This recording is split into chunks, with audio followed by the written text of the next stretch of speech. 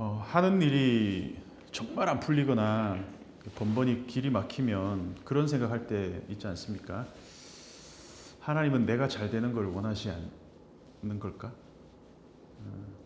이게 좀 더 부정적인 방향으로 확장되면 하나님은 내가 가려고 하는 길을 일부러 막으시고 그걸 즐기시나? 이게 다른 사람 얘기가 아니라 제 경험담입니다. 제가 한참 이제 하나님 앞에 좀 삐져 있거나 좀 이렇게 화가 날 때는 그런 생각을 하게 됩니다. 내가 내 길을 막으시는 것을 즐기시나 하나님은? 하나님은 내가 잘 되는 걸 보면 어떻게든지 방해를 하는 분인가? 우리는 답은 알고 있죠. 머리로는 팩트가 아니라는 것을. 하나님 우리가 잘 되는 걸 막으실 분도 아니고 방해하시는 분도 아니고 그런 분도 아니죠. 근데 그리스 고전들을 보면 제가 요즘 오디세이를 재밌게 좀 읽었는데 인간의 일상에 신들이 자주 등장합니다. 그래서 두 가지죠. 하나는 신들이 나타나서 인간을 돕거나 아니면 방해하거나.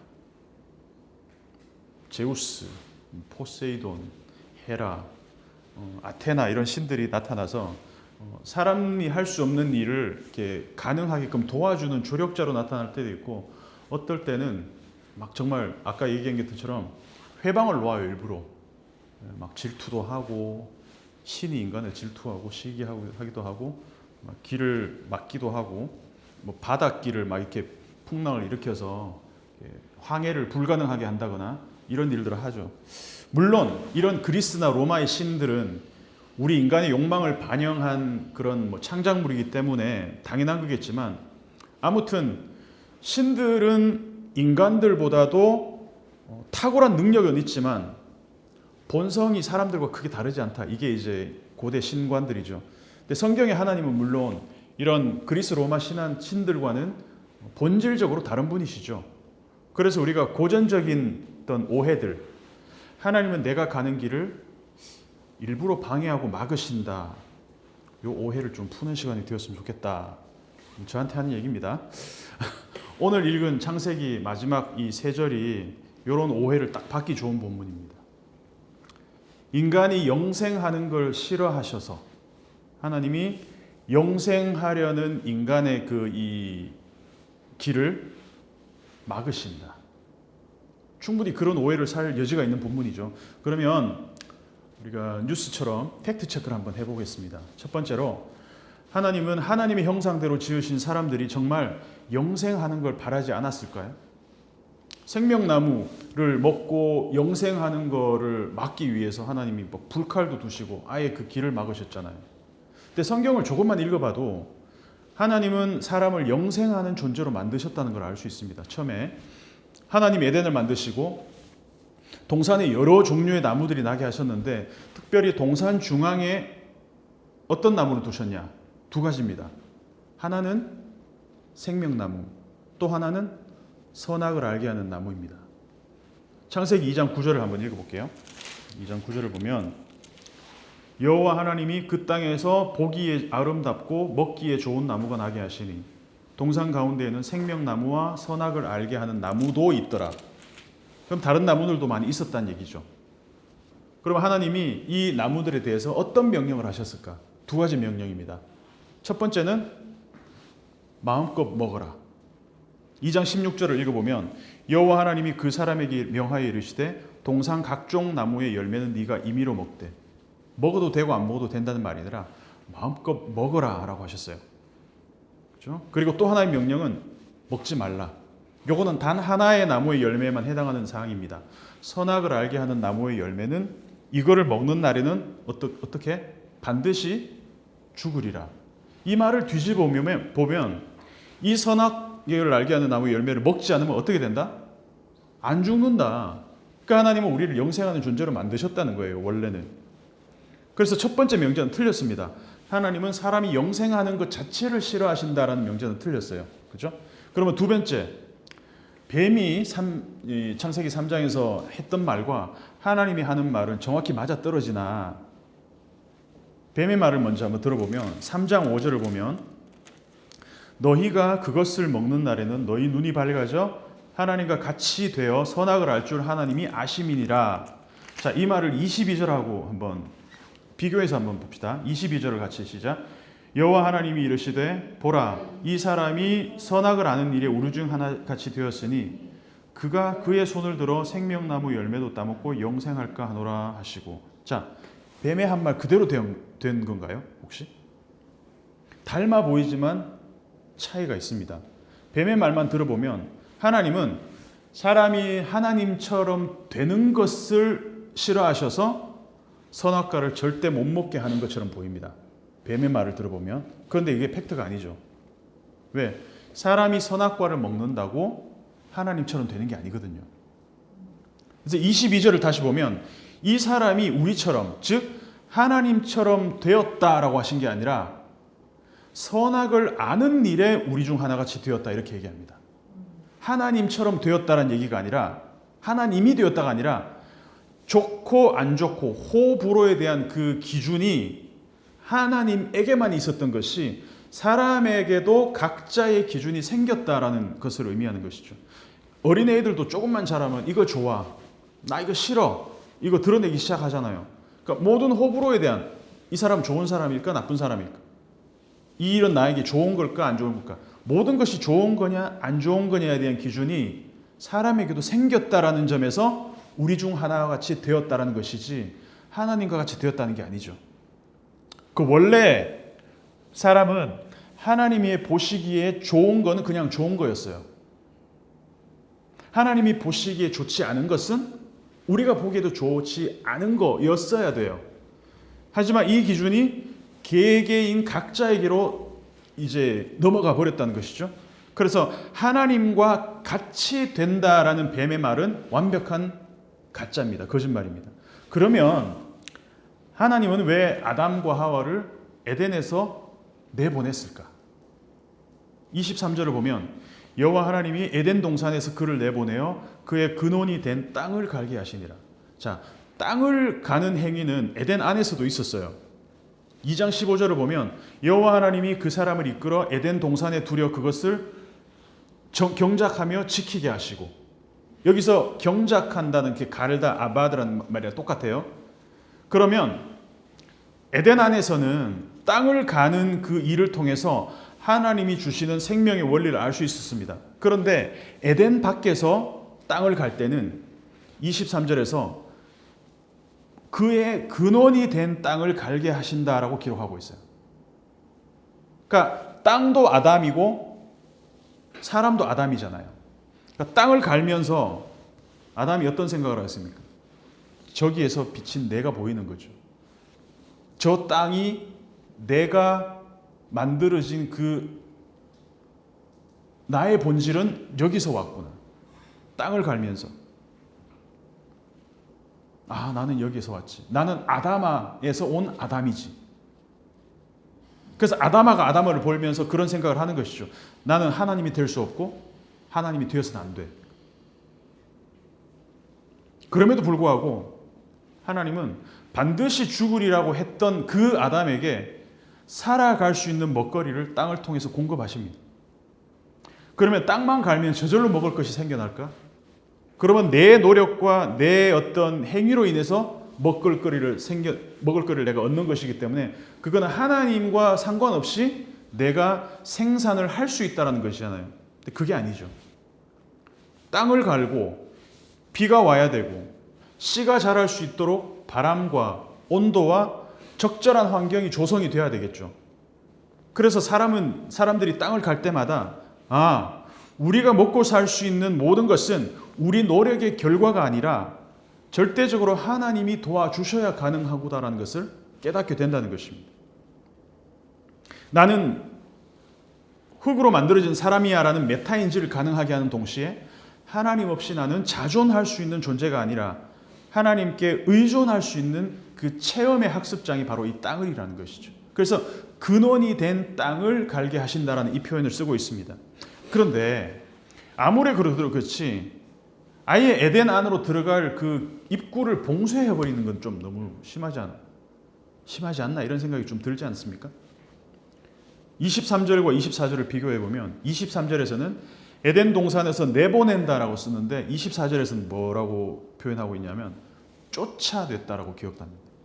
24절을 같이 한번 읽어볼게요. 시작. 이같이 하나님이 그 사람을 쫓아내시고 에덴 동산 동쪽에 그룹들과 두루 도는 불칼을 두어 생명나무의 길을 지키게 하시니라. 예. 에덴 안으로 들어가는 입구를 아예 차단을 시켜버렸습니다. 길을 막아버렸습니다. 그룹 천사들과 회전하면서 불칼이 빙글빙글 돌고 있으니까 들어가다가는 그냥 뭐 타 죽는 거죠, 혼란. 이 정도면 이렇게 오해할 수 있죠. 아까 했던 그 오해. 생명나무 열매를 따먹고 인간이 영생하는 것을 극도로 싫어하는 게 아닐까? 하나님이? 정말 생명나무의 열매를 먹고 영생하는 게 복이라면 하나님이 그 길을 봉쇄하셨을까라고 우리가 한번 생각해 볼 수 있습니다. 우리가 넷플릭스 같은 거 보면 뭐 에피소드 10가지 이렇게 나와 있는데 시즌 1 이렇게 보잖아요. 그러면 1편만 딱 보고 나서 영화 뭐 망했네 이러지 않습니다. 거기서 단서가 나오면 그것이 해결되고 나중에 뭐 범인이 밝혀지고 아니면은 사건이 어떻게 진행되는 전체 과정을 통해서 이야기가 완성이 되잖아요. 큰 그림으로 보잖아요. 그래서 우리가 매크로하게 거시적으로 성경을 볼 수 있어야 되고 뭐 드라마도 마찬가지고 우리 인생도 마찬가지고 지금 당장 일어나는 이 사건 하나가 아니라 큰 그림으로 우리는 이 생명나무 이야기를 어떻게 봐야 되냐. 그러면 창세기 2장과 3장에 나오는 이 생명나무가 성경의 마지막에서도 등장할 수 있다라는 가정을 한번 하고 우리가 한번 찾아보겠습니다. 성경의 마지막이니까 요한계시록 22장이겠죠? 찾아볼게요. 요한계시록 22장 1절하고 2절에 여기 생명나무가 나오는지 한번 보겠습니다. 22장 1절 2절 시작. 또 그가 수정같이 맑은 생명수의 강을 내게 보이니 하나님과 및 어린 양의 보좌로부터 나와서 길 가운데로 흐르더라. 강 좌우에 생명나무가 있어 12가지 열매를 맺되 달마다 그 열매를 맺고 그 나무 잎사귀들은 만국을 치료하기 위하여 있더라. 아멘. 자, 분명히 창세기 3장에서 생명나무로 접근하는 길을 하나님이 막으셨습니다. 쫓아내고 아예 원천 봉쇄하셨습니다. 그런데 요한계시록의 생명나무가 다시 등장합니다. 창세기 2장에서 강이 4가지 강이 흘렀죠. 비손강이 흐르고 기혼강, 히데겔, 유프라테스 이 강들이 흘렀습니다. 그리고 요한계시록 22장에서 생명수의 강으로 바뀌어 있습니다. 누가 봐도 22장, 요한계시록 22장은 창세기 2장과 3장에 나왔던 그 환경과 비슷합니다. 근데 전혀 다릅니다. 완전히 업그레이드가 되어 있는 모습입니다. 생명나무가 다시 나옵니다. 근데 이 생명나무에 생명을 공급하는 게 누구냐? 하나님과 어린 양의 보좌로부터 이 생명나무의 영향이 공급이 된다는 거죠. 그래서 창세기 3장에서 하나님은 사람이 영생 얻는 걸 막으신 게 아니죠. 다시 창세기 3장으로 가서 아까 우리가 읽은 본문을 보면 생명나무로 접근하는 길을 막으신 것이지 생명을 얻는 것을 막으신 게 아닙니다. 그죠? 24절을 보면 불칼을 두어 생명나무의 길을 지키게 하시니라. 자, 그러면 생명나무로 가는 길을 막으신 것이지 생명 얻는 것 자체를 막으신 게 아닙니다. 그러면 그 길을 하나님은 다른 길로 대체하셨다는 얘기가 되겠죠. 그 길은 생명을 얻는 게 아니야. 나와 단절돼서 생명나무를 얻어서 설사 영생한다 하더라도 죽지 않고 계속 영생하는 게 그게 복일까? 저주일까? 그래서 내가 다른 방식으로 네가 영생 얻는 길을 만들어 놨으라는 것이죠. 그래서 기생충의 유명한 대사를 패러디하면 하나님은 다 계획이 있으시구나. 그래서 흙으로 만든 아담이잖아요. 원래 아담은 이 아담이 하나님의 생명을 스스로 걷어차버렸습니다. 근데 그렇게 해서 하나님과 단절된 채로 생명나무 열매를 먹어서 얻는 그 영생이 과연 영생일까라는 것이죠. 절대 아니라는 겁니다. 그래서 하나님은 생명나무의 열매를 먹고 영생을 얻는 길을 원천 봉쇄해 버리셨습니다. 그리고 전혀 다른 생명나무를 준비하셨다는 겁니다. 그 생명나무의 생명을 공급하는 것은 어린 양의 보좌로부터 흘러나오는, 그래서 죽임 당하신 어린 양의 무엇을 먹어서? 살과 피를 먹음으로, 예수 그리스도의 살과 피를 먹음으로 진짜 영생을 얻는다는 것이죠. 이 영생은 안 죽고 오래 살아남는 영생이 아니라 죽음을 지나서 새로운 생명의 부활로 얻는 전혀 차원이 다른 영생을 우리에게 주셨다는 거예요. 설교 시작하면서 제가 그런 질문을 했죠. 하는 일이 너무 안 풀리고, 제 얘기입니다. 번번이 길이 막히면 하나님이 내가 실패하시는 걸 즐기시나? 그 순간만큼은 그렇게 느낄 수 있습니다. 창세기 3장만 볼 때는 그렇게 느낄 수 있습니다. 하나님이 아담이 영생을 얻는 걸, 사람이 영생을 얻는 걸 하나님은 막으시나? 그런 분인가? 길게 보자는 거죠. 거시적인 관점에서 보자는 것이죠. 창세기 3장에서 막혔던 그 생명으로 가는 길은 어린 양의 보좌를 통해서 하나님이 생명을 얻게 하려는 또 다른 계획이 있으신 것이다. 그래서 내 길이 완전히 막혀 있다라고 느낄 때는 조금 더 거시적인 안목에서 봤으면 좋겠다라는 겁니다. 원론적인 얘기지만, 이 길을 막으신 것은 다른 길을 여시기 위함이구나. 길을 막으시고 새로운 길을 여신다. 이것이 오늘 설교의 제목입니다. 동의가 잘 안 되죠. 나도 그랬으니까. 근데 하나님은 확실한 건 우리가 망하는 걸 즐기는 분은 아니라는 건 확실해요. 그리고 우리가 바른 길을 가기를 원하시는 분이라는 건 확실합니다. 그래서 우리 스스로 생존해 보려고 손을 뻗어서 생명나무 열매를 얻으러 애쓰는 그 인생에서 하나님은 지속적으로 돌아서게 하시려는 겁니다. 그 생각을 해봤습니다. 아담이 에덴에서 쫓겨났잖아요. 그런데 좀 전에 든 생각이에요. 차 타고 오면서. 이 에덴으로 다시 들어가는 시도를 또 했을까? 했을 것 같아요. 불칼이 이렇게 막 돌고 있잖아요.